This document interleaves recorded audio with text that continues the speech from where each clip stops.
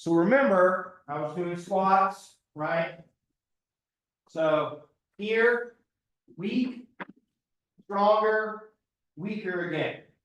Okay, and we talked about how that resembles the sarcomere length tension relationship, where the sarcomeres are really short, they don't make much force, they're in the middle, they make more, and they get really stretched out, and they don't get any force. How it looks like that, but that's not actually what's going on. That the thing that's happening is, and I don't want you guys to worry about the top and the bottom on these graphs, I want you to look at that one right there, okay?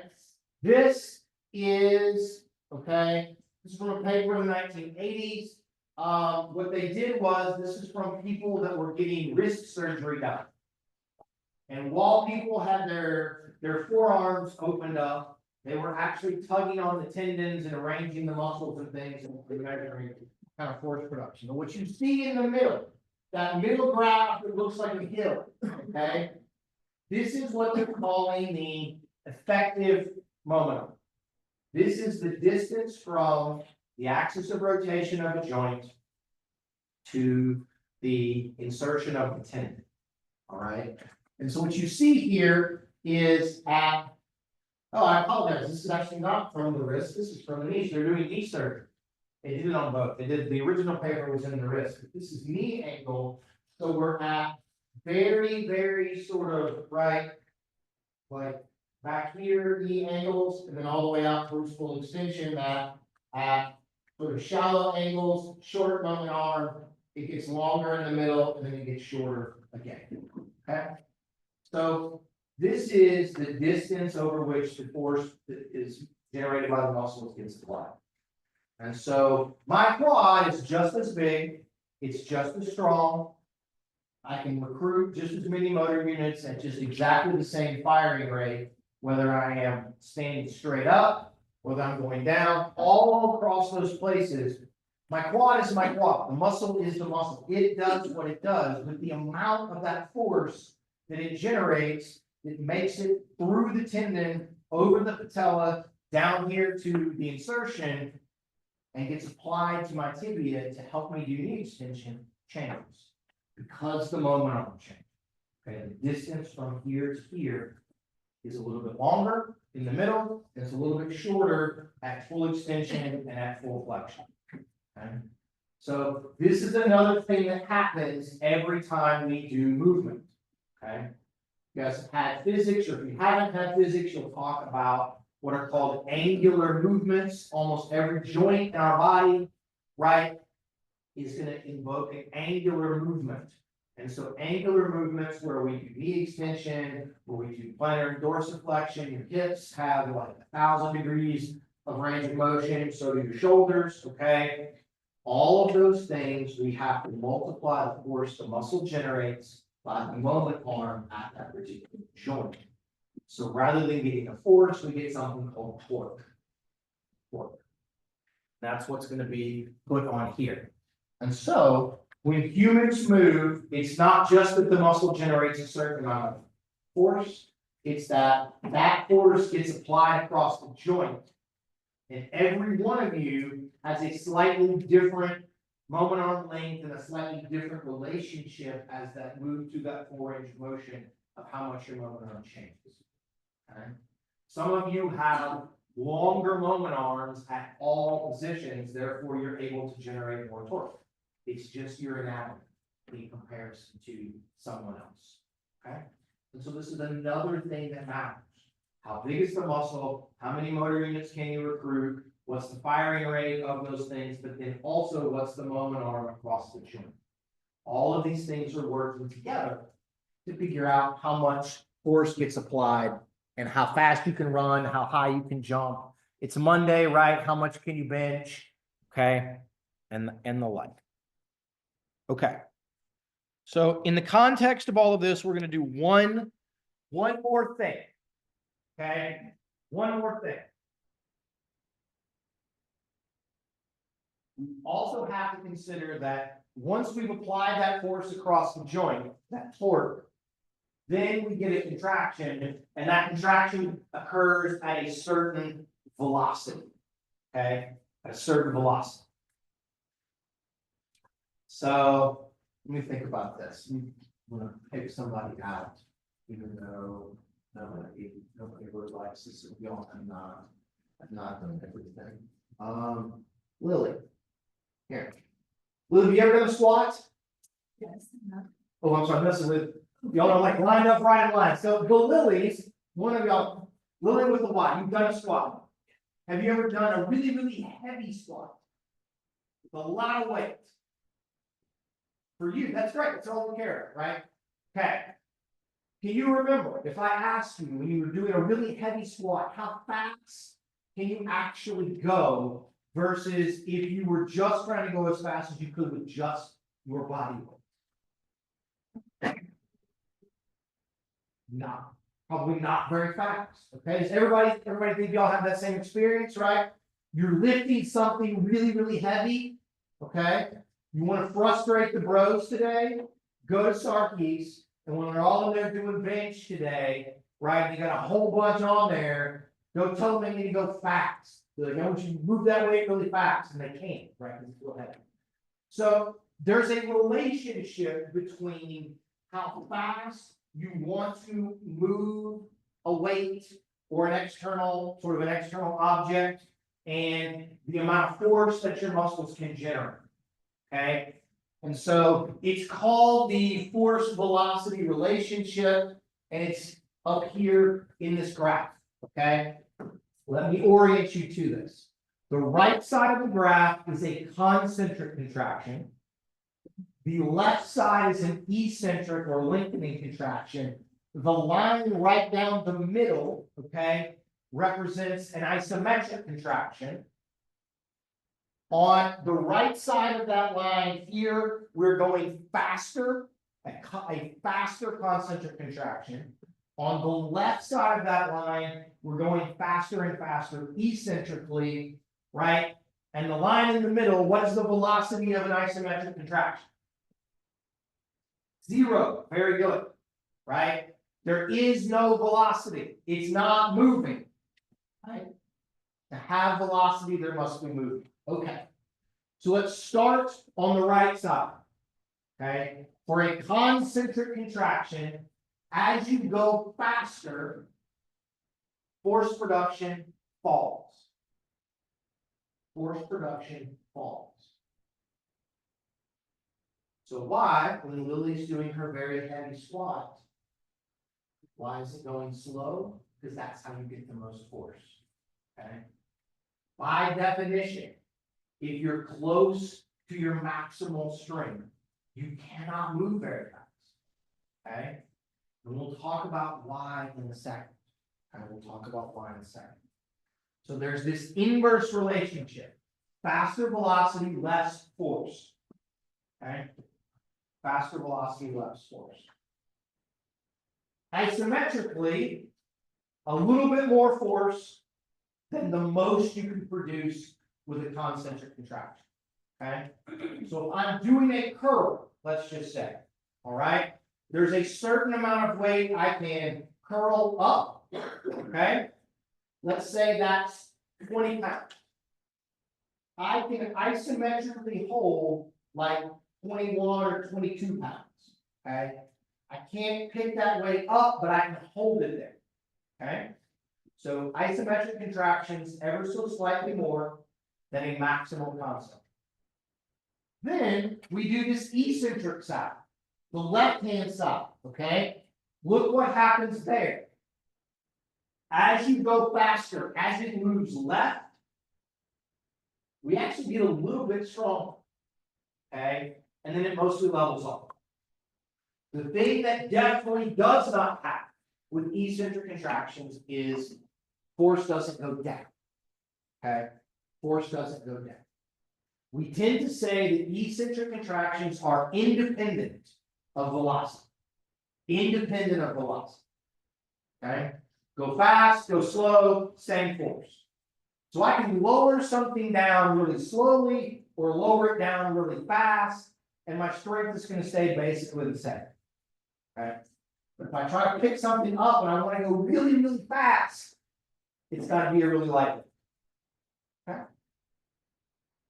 You said that, how does it say the same force, even though like whenever you lower it slowly, you feel more contraction than like more throwing the mouse? You know, I would argue that that's so we're gonna talk about, it. We will get to that. But you feel something is an interesting, I don't want to say that's your mind playing tricks on you, but it might be in that way, okay? So this is what's happening, okay? All right, now. Here's how we're gonna try to explain what is happening, okay? Everyone think about that you're participating in a tug of war, okay? You guys do this? Sororities, fraternities, y'all have like Olympics or something, or where you compete against the other ones and y'all have like a tug of war and like egg races and things like that? Maybe, no, you don't do that, okay? We didn't have fraternities and sororities where I went to school, and so we would every year, the dorms would compete against each other, and we had one. So right, think about this, everybody, hands up, all right, we're doing this, we're gonna tug of war, all right? Here. Come on, Ainsley, let's do this, all right? He's looking at me like, what the hell is he doing? We're here. Now, everybody with me, you're holding onto the rope with two hands, okay? And you take one, you're trying to pull backwards. You take one hand off to reach up. Are you, when as I let go, am I stronger or weaker with how much force I can put on the rope when I let go with one hand? Weaker. We all agree that we're weaker, right? Can I move it? I mean, maybe I guess I can, you can't move at your shoulders. You just gotta move by doing this, all right? So when I let go, I lose force. Think of your hands as crossbreeds, all right? I'm trying to pull, but when I let go, to be able to reach up here so I can go farther and move my way down, I lose force. So in a 5-second period of time, if I go two hands, right, let go, grab, let go, grab, the faster that I go in that 5-second window, the more time I spend with only one hand attached rather than two. Okay? Does that make sense? So I'm trying to go and pull faster and faster. I spend more time with only one hand attached. Okay? That's what happens to our cross bridges during a concentric contraction. Okay? In order to move quickly, you have to break the cross bridge, use energy, put it back into its high energy state, let it attach again. Okay? And so to go fast, more of them have to break more frequently. And when they are broken, by definition, they can't generate force. You only generate force when they're attached. Okay? So the reason that going faster concentrically leads to less force is there are fewer and fewer cross bridges engaged at any moment in time as speed increases. Okay? So it's here, here, here, here versus 2, 1, 2, 1. So that, okay, that's what's happening. So when I'm going really, really fast, at any particular instant in time, I have the fewest number of cross bridges engaged that I can. And so I get less force. Right? So I get less force. When you go slower, you allow more of them to be attached for longer, which means more force. That's why you go really slowly when you're doing maximal lifts, a maximal squat, a maximal bench press, whatever you're doing, you're going really, really slowly because that allows you to have the most cross bridges engaged. Okay? All right, well, now let's talk about isometric and eccentric. Force is related to cross bridges. So if I get more force out of an isometric contraction than I can out of any concentric, what does that tell us about the cross bridge?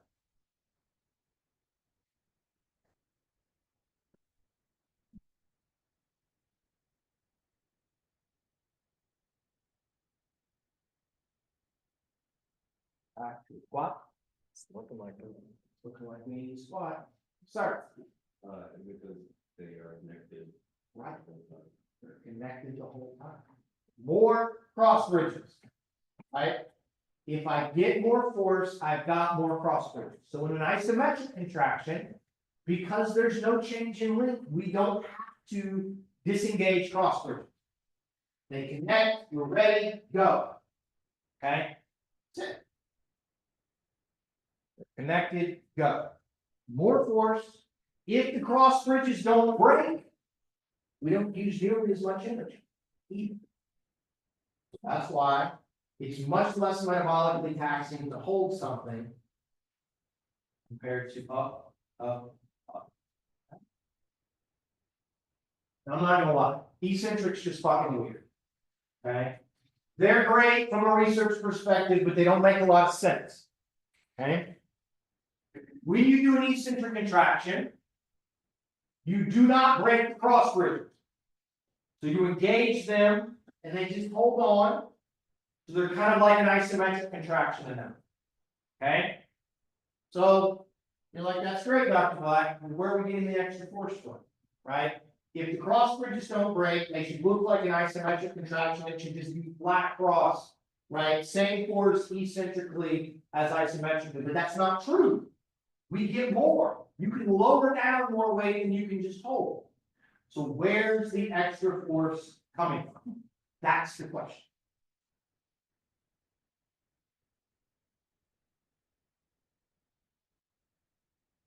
Where's it coming from? Tendons and ligaments. Tendons, ligaments, connective tissue. Okay? You have these connective tissue elements in the muscle and in the ligaments and the tendons, and they contain collagen, which is elastic. And so as you stretch them, it stores extra energy. Okay? It stores extra energy. And so then when it's resisting against all of those different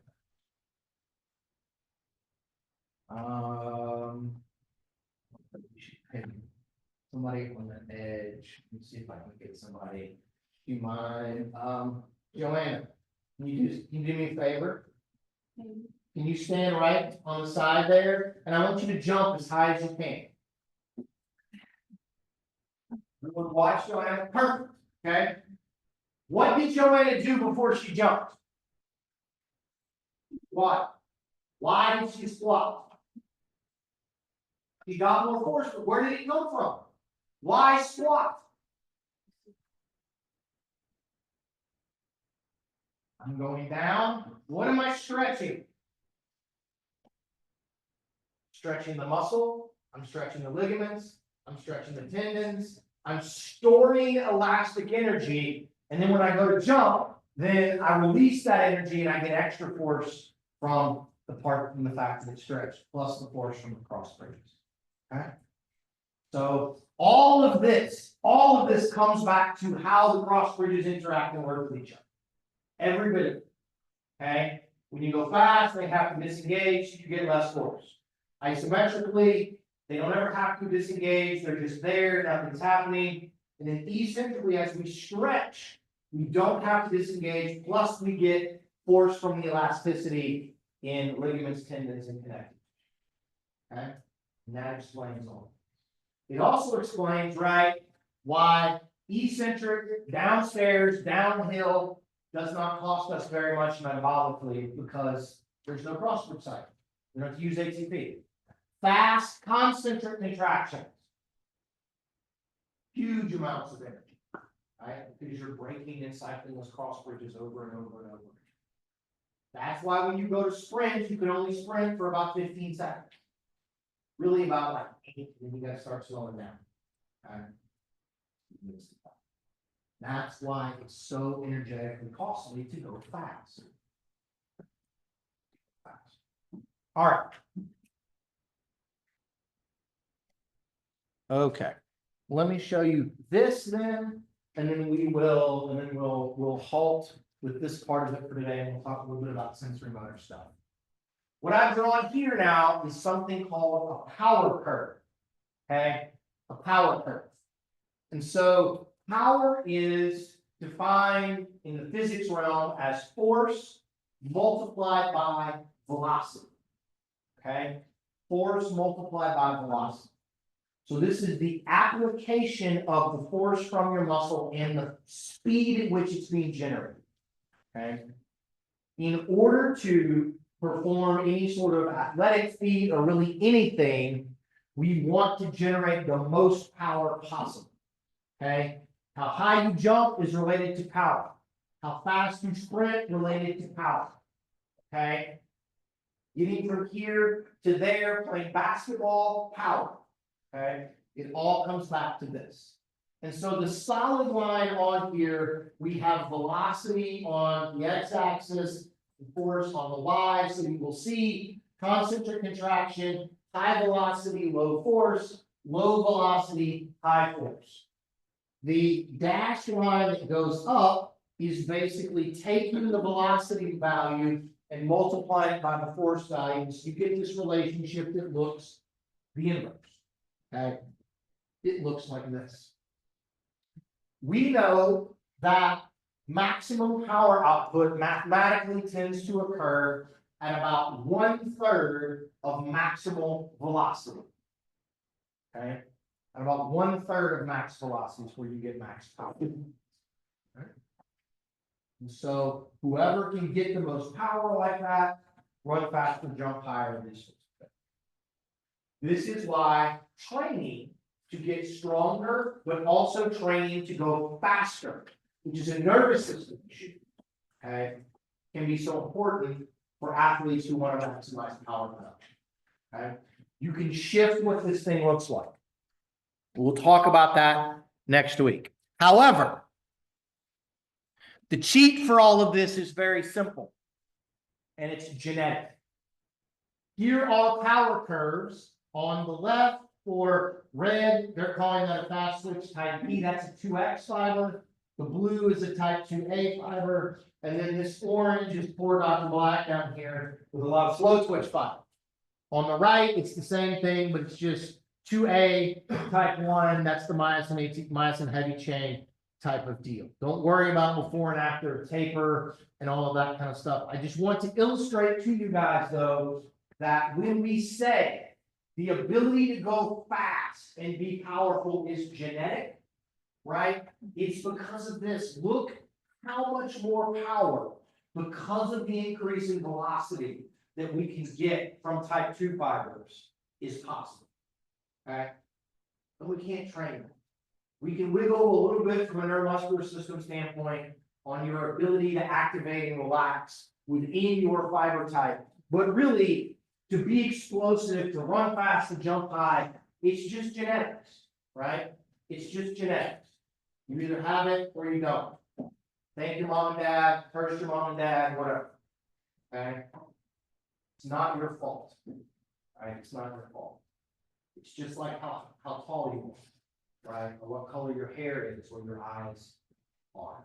I guess you can change those two things and some of those artificially in the midst of this. Okay? This is where this is. This is the application of those kinds of things, right? So we generate force. There's a lot of factors that are going to affect all of that. And then there's the actual application across the joint, which then leads to performance factors in that way. Okay? So none of this is just simply as simple as whoever has the biggest muscles is the strongest. Okay? Maybe, but there's other factors. Or whoever has the biggest muscles is the strongest, therefore they are going to win, right, in a jumping contest or a sprinting contest or something. Maybe on all. There's a whole bunch of other things to go into. Okay. All right.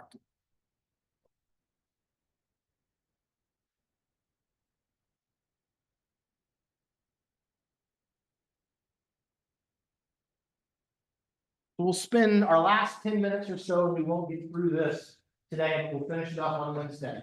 Our last 10 minutes or so talking about something called sensory motor integration. Okay, sensory motor integration. My man in the back asked about the eccentric contraction question. What's your name? Miles. Miles. Okay, Miles asked, you felt like there was something going on in your muscle. You felt like there was more. Did you say like more burn, more something doing the eccentric contraction slowly? Is that right? Yeah, That's direct, seem like a couple more, conversation wise. Okay, okay.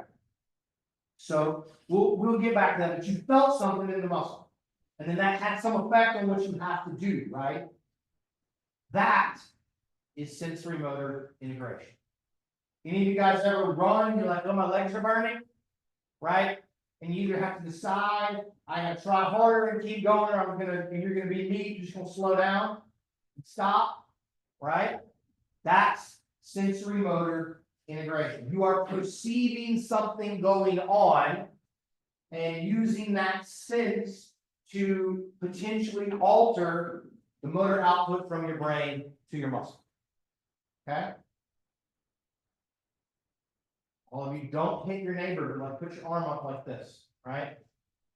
If I told you to close your eyes, you still know where your arm is in space? Yes? Okay?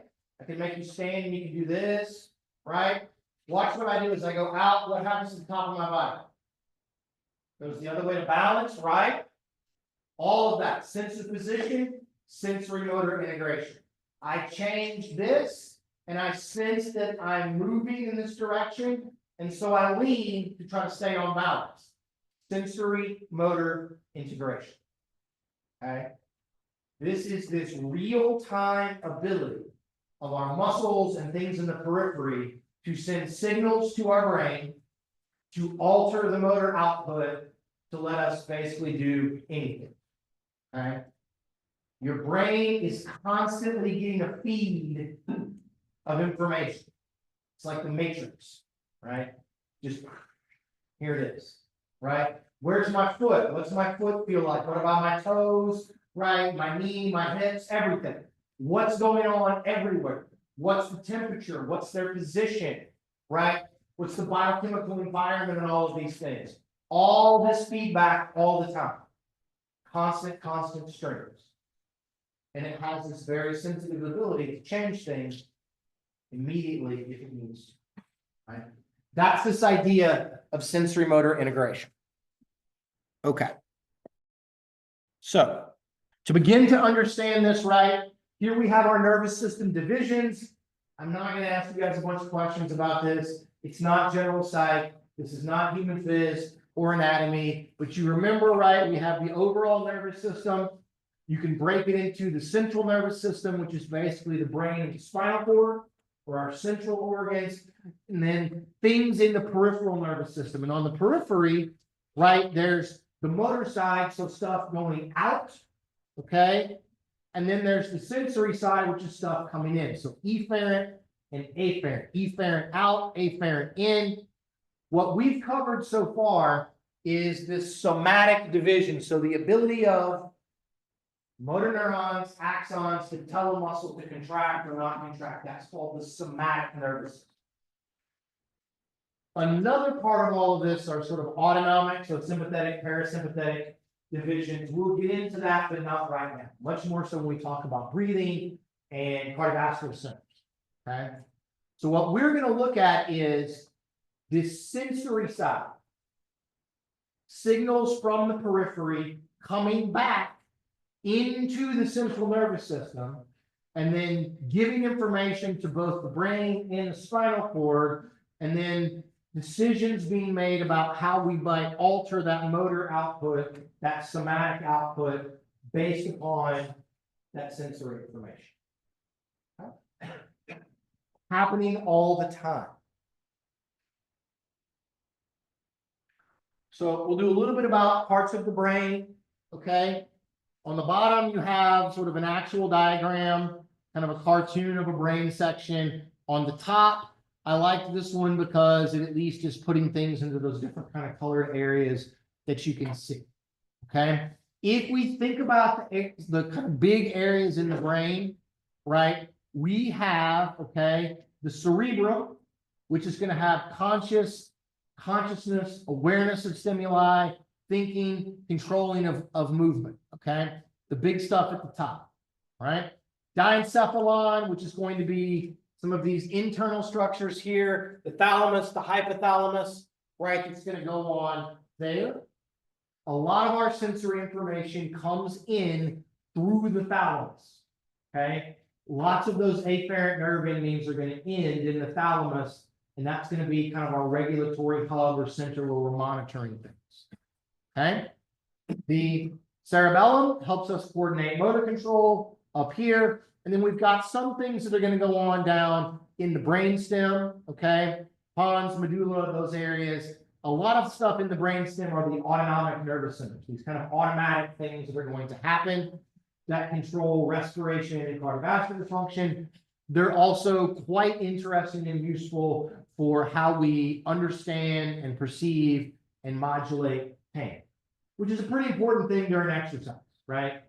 In some ways, my dad would want me to tell you, if you've ever exercised and it wasn't uncomfortable, did you really exercise at a high enough intensity? Right?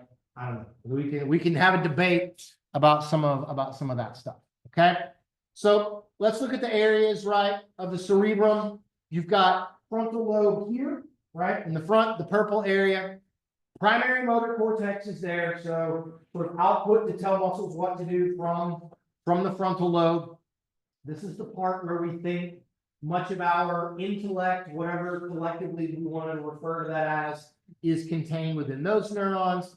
The temporal lobe, okay, here on the side, auditory information. We have the occipital lobe in the very back where vision stuff comes in, that darker blue. And then we have the parietal lobe, which is more sort of up over here in green. We're going to get a lot of sensory input through the parietal lobe into the thalamus to help us understand kind of how we're gonna get this information. Okay. So I do want you guys to know basically what these are and the type of input that comes in. Okay. Basic sort of anatomy that's going on here. Okay. So we talked about this a couple of slides ago. Okay. You don't have to know these numbers, but I want to present it just in case you care, right? In the peripheral nervous system, there are 12 cranial nerves that are connected with the brain, and there are 31 spinal nerves that go out and connect to the spinal cord. Okay. We break the peripheral system into the sensory side, which contain these afferent nerve endings that bring information from out in your body back into the spinal cord and then up to the brain. And then the motor division is all the stuff we've spent talking about class so far. These efferent fibers or these efferent motor neurons, they're axons out to the junction, right, that signal out to the muscles. Okay. That's going to be all of our information from there. Okay. We'll stop here today. We'll finish this on Wednesday, and that will be the cutoff for next Monday's test. Okay, that will be the cutoff. All right, please make sure that you turn in what you did in class today, right? Or if you did it on your tablet or something, that you email it to me or to Ty, and make sure you get first name, last name on everything. All right. Thanks, Email it to me. I posted my email on Canvas, so you can email me through Canvas or message me.